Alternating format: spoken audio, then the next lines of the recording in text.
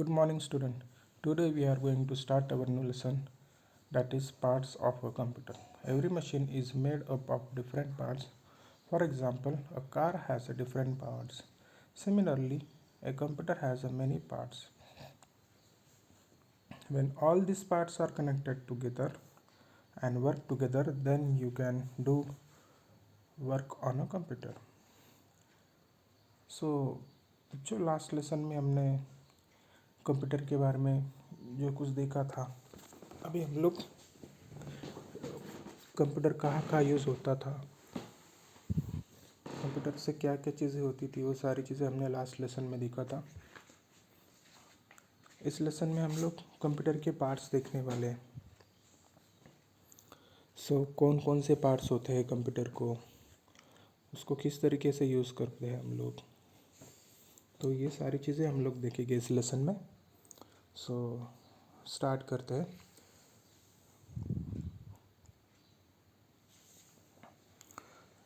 जैसे हर मशीन के कुछ अलग अलग पार्ट्स होते हैं और वो पार्ट्स को मिलाकर आपकी मशीन बनती है, उसी तरह से कंप्यूटर के भी अलग अलग पार्ट्स होते हैं और उसको मिलाकर पूरा कंप्यूटर बनता है। यहाँ पर एग्जाम्पल दिया है, जैसे आपने कार देखा रहेगा, कार के अलग अलग पार्ट्स होते हैं ना, उसकी टायर, कार का टायर अलग होता है, फिर उसकी बॉडी अलग होती है, फिर उसके अंदर वो मशीन्स अलग होते हैं, उसके सीट्स अलग होते हैं। ये सब पार्ट को असेंबल करके, यानी कि इसको जोड़कर, असेंबल का मीनिंग है जोड़कर एक पूरी कार बनती है ना। इसी तरह से कंप्यूटर के डिफरेंट पार्ट्स हैं और ये सारे पार्ट्स को इकट्ठा करके पूरा कंप्यूटर बनता है। Similarly a computer has many parts. उसी तरह से कंप्यूटर के बहुत सारे पार्ट्स हैं और इस सारे पार्ट्स को इकट्ठा करके हम लोग कंप्यूटर बनता है, पूरा कंप्यूटर बनता है और फिर वो कंप्यूटर बनने के बाद हम लोग उसके ऊपर काम कर सकते हैं।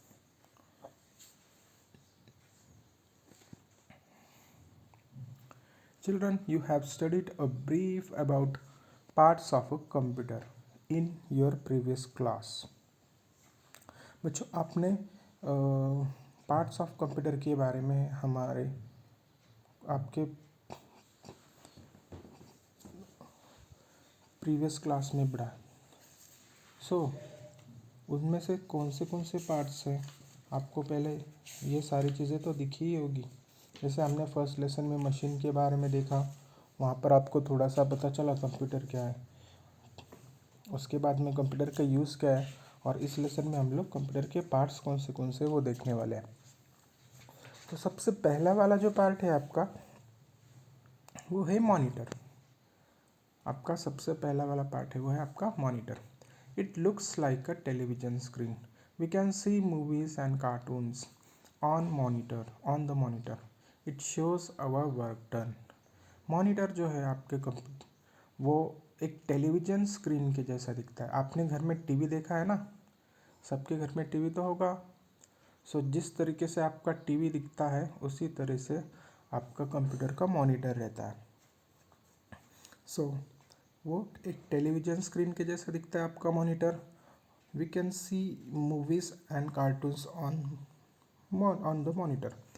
हम लोग मॉनिटर के ऊपर कंप्यूटर के अंदर से जो भी चीज़ें प्ले करते हैं, जैसे मूवीज़ हो गया, कार्टून्स हो गए हैं, वीडियोस हो गए, ये सारी चीज़ें प्ले करते हैं, तो वो हमको कहाँ पर दिखाई देता है, मॉनिटर के ऊपर।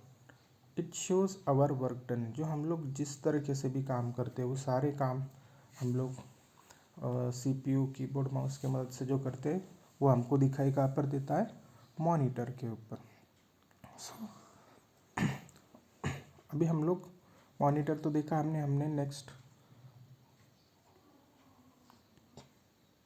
देखेंगे कि कौन सा है, नेक्स्ट पार्ट कौन सा है वो देखेंगे।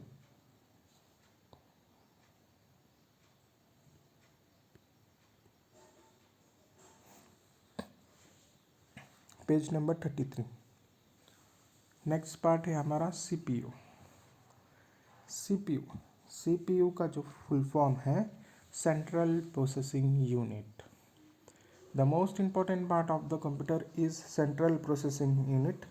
In short, it is called CPU. So ये कंप्यूटर का सबसे इम्पॉर्टेंट पार्ट है जिसको हम लोग शॉर्टकट में CPU बोलते हैं, और इसका फुल फॉर्म जो है वो central processing unit. C for central, P for processing and U for unit. So इस तरीके से ये आपका CPU है. सो CPU के बारे में और कुछ इन्फॉर्मेशन हम लोग देखेंगे. ए CPU is the brain of the computer. CPU को कंप्यूटर का ब्रेन कहा गया है. जैसे हमारे पास हमारा ब्रेन होता है ना, जैसे आप सबके पास है ना, सबके पास है ना ब्रेन. सो हम लोग जो भी काम करते हैं सो वो हमारा ब्रेन हमसे काम कराता है.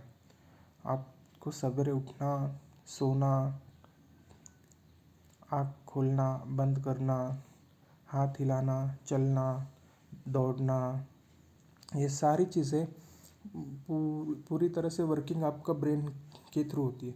जैसे आप लोग कुछ स्टडी करते हो, लर्न करते हो, सो राइट करते हो, सो ये सारी चीज़ें ब्रेन के थ्रू ही होती है. सो जैसे हमारा ब्रेन हमारे से सारे काम कराता है, उसी तरह से कंप्यूटर का जो ब्रेन है वो है आपका कंप्यूटर, सॉरी CPU. तो CPU जो है वो कंप्यूटर का ब्रेन है और वो सारे काम कराता है कंप्यूटर से. तो it looks like a box. CPU एक बॉक्स की तरह दिखता है. आपने देखा रहेगा काफ़ी सारे बॉक्स. तो वो CPU जो एक बॉक्स की तरह दिखता है, it helps in doing calculations and other works. CPU जो है वो हमको कैलकुलेशंस का मीनिंग आपने 1 2 3 देखा होगा. सो वो 1+1 कितना होता है, 2+2 कितना होता है, फिर माइनस, एडिशन, सब्ट्रैक्शन, ये सारी चीज़ें जो है वो आपका वो चीज़ों का कैलकुलेशंस आपके CPU करता है. इसके अलावा भी बहुत बड़े बड़े कैलकुलेशंस होते हैं जो हम लोगों को करते करते बहुत देर लग जाती है. सो इसलिए वो सारी चीज़ों का कैलकुलेशंस हम लोग कंप्यूटर पे अगर करते हैं तो बहुत जल्दी होता है, और वो कैलकुलेशंस आपका CPU करता है. और इसके अलावा भी बहुत सारे काम करता है CPU. जैसे आपने जो भी चीज़ें काम करके रखी है वो सारी चीज़ें आपके CPU के थ्रू ही होगी, और आपकी उस चीज़ों को संभाल कर रखता है, यानी कि स्टोर करके रखता है CPU के अंदर. आपको CD प्ले करना हो या फिर कोई वीडियो देखना हो, वो आप CPU के अंदर जो स्टोर है वो उसके अंदर से आप लोग वीडियो देख सकते हो. सो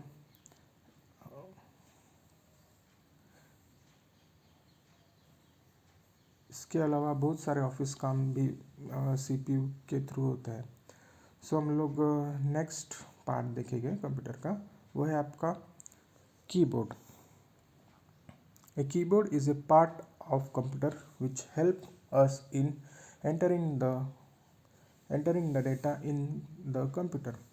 So कीबोर्ड जो है वो भी कंप्यूटर का पार्ट है, और वो हमारी मदद करता है डेटा को एंटर करने के लिए.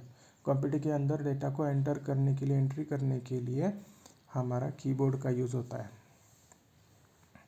सो देखेंगे और बातें कीबोर्ड के बारे में और आगे कौन से हैं. A keyboard has a several buttons on it. These buttons are called keys. So keyboard जो है, कीबोर्ड के ऊपर बहुत सारे अलग अलग डिफरेंट बटन है. इतने सारे बटन्स जो आपने कभी देखे नहीं होंगे किसी भी चीज़ को, सारे कीबोर्ड के ऊपर रहते हैं. So this buttons are called keys. So ये जो बटन्स को है हम लोग कीज कहते हैं, की. ओके. सो कीबोर्ड, इसलिए उसको कीबोर्ड नाम दिया गया. So they are different types of keys on the keyboard. These keys are used for entering numbers, alphabets and special characters. So keyboard जो है वो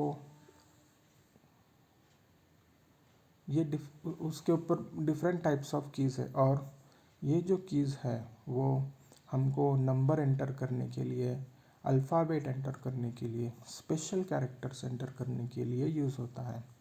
जैसे नंबर्स बोले तो आपने 1 2 3 तो पढ़ा ही होगा। सो वो अगर आपको 1 2 3 अगर आपके कंप्यूटर में टाइप करना है तो तब आप लोग कीबोर्ड का यूज़ करोगे। तो कीबोर्ड का यूज़ करके आप लोग 1 2 3 वहाँ पर टाइप कर सकते हैं। उसके अलावा अगर आपको ABCD टाइप करना है, A से लेके Z तक, तो उसके लिए भी बटन्स दिए गए हैं। सो वो बटन्स का यूज़ करके हम लोग ABCD टाइप कर सकते हैं। इसके अलावा भी और भी कुछ स्पेशल कैरेक्टर्स होते हैं जो नंबर्स और अल्फ़ाबेट के अलावा होते हैं।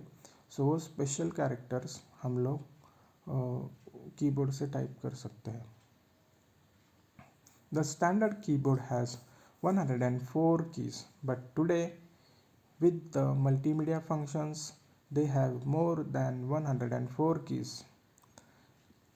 जो स्टैंडर्ड कीबोर्ड जो होता था वो उसके ऊपर 104 कीज़ होते, 104 कीज़ होते थे। पर अभी जैसे जैसे जैसे ज़रूरतें बढ़ी है तो उसके हिसाब से अभी जो नए कीबोर्ड्स में है, एक स्टैंडर्ड कीबोर्ड्स के अलावा 104 बटन से भी ज़्यादा बटन्स होते हैं। अलग अलग कीबोर्ड्स में अलग अलग बटन्स होते हैं, पर मोस्टली बेसिक कीबोर्ड जो होता था उसमें 104 बटन्स होते ही थे। But some keys are small, some keys are long. और आपके स्क्रीन के ऊपर तो कीबोर्ड तो आप लोग देख रहे होगे। सो इसके ऊपर क्या है कि कुछ जो कीज़ है वो छोटे रेगुलर सेम साइज़ के, और कुछ कीज़ जो है वो बड़े हैं। सो हर एक कीज़ की डिफरेंट साइज़ है, उसकी यूज़ के हिसाब से उसकी साइज़ बनाई है। और आपने आप लोग फिर इस कीबोर्ड का यूज़ करके कंप्यूटर के अंदर डेटा एंट्री कर सकते हो। और जो भी इंफॉर्मेशन, ये डेटा का मीनिंग हम लोग किसे कहेंगे, डेटा को जो हम लोग नंबर्स, अल्फ़ाबेट्स, स्पेशल कैरेक्टर्स और जो भी आप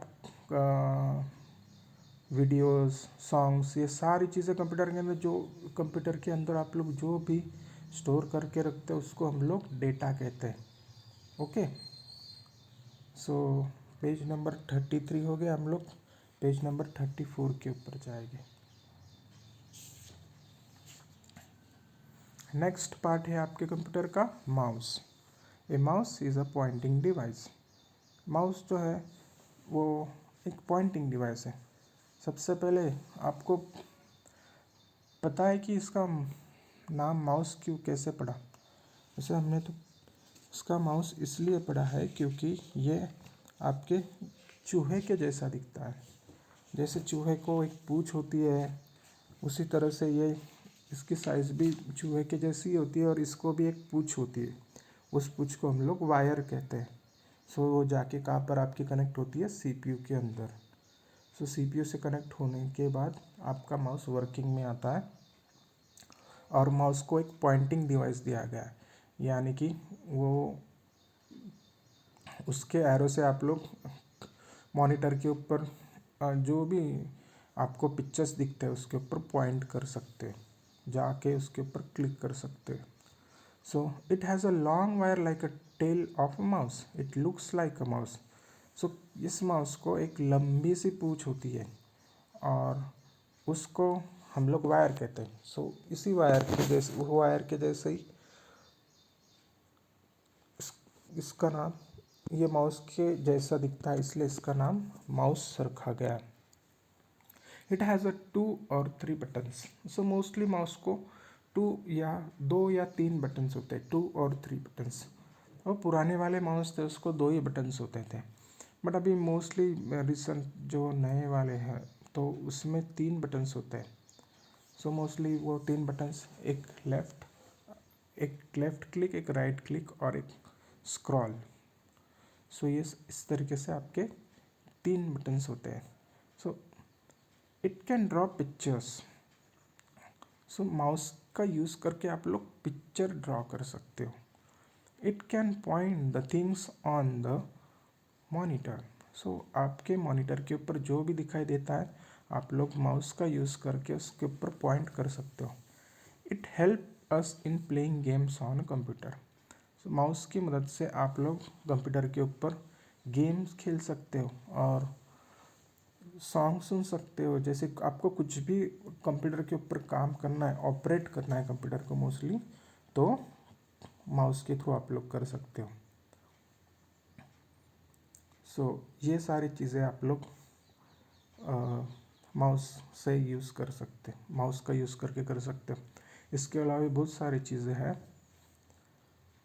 जैसे जैसे आप लोग धीरे धीरे आगे बढ़ोगे आपको पता चलेगा माउस का यूज़ कैसे होता है और किस लिए होता है। Printer.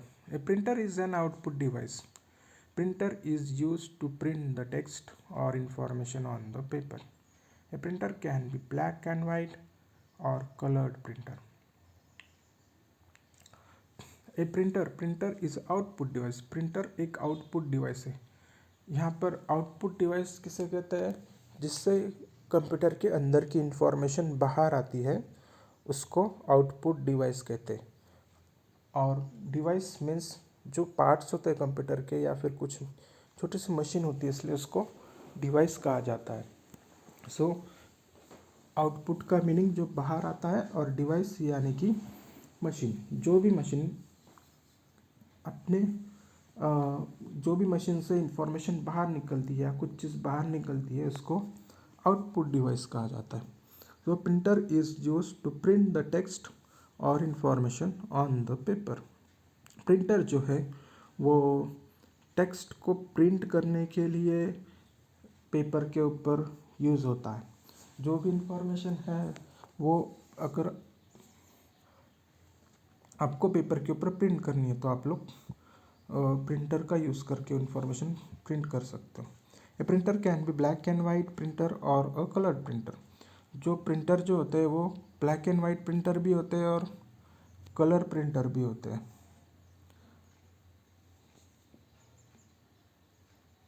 Black and white printer में सिर्फ ब्लैक कलर की इंक छप कर आती है और बाकी दूसरे कलर अगर आपको लग रहा है कि आपके टीवी मॉनिटर के ऊपर कुछ कलर पिक्चर है और उसको अगर आपको पेपर के ऊपर वो पिक्चर को प्रिंट करना है तो आप लोग प्रिंटर का यूज़ करके प्रिंट कर सकते हो। या फिर कोई लेटर है आपने लिखा है वो अगर आपको प्रिंट करना है पेपर के ऊपर प्रिंटर का यूज़ करके हम लोग वो प्रिंट निकाल सकते हैं। मोस्टली जो भी कलर रहेगा ब्लैक एंड वाइट प्रिंटर में सिर्फ black and white he print निकलेगी। जैसे आपके लेटर्स में ब्लैक इंक प्रिंट होकर निकलेगी उसमें। और जो कलर प्रिंटर है वो उसमें दोनों भी प्रिंट निकल सकते हैं। ब्लैक एंड वाइट भी आप लोग निकाल सकते हो और कलर भी निकाल सकते हो। आपके स्क्रीन के ऊपर जैसा पिक्चर दिख रहा है वो पूरी तरह से उसी तरह से वही कलर में आपका प्रिंटर वो पिक्चर प्रिंट करेगा। The printed paper is called hard copy. और जो भी पेपर प्रिंट होकर बाहर निकलता है प्रिंटर से उसको हम लोग हार्ड कॉपी कहते हैं। जिससे हम लोग जिसको हम लोग टच कर सकते हैं और जिसको भी हम लोग टच कर सकते हैं उसको हम लोग हार्ड कॉपी कहते हैं। और जिसको भी हम लोग जो टच नहीं कर सकते, जो हमको मॉनिटर स्क्रीन के ऊपर दिखाई देता है मॉनिटर के स्क्रीन के ऊपर, तो मोस्टली इसको हम लोग सॉफ्ट कॉपी कहते हैं। ये डिफरेंस है आपका hard copy and soft copy में।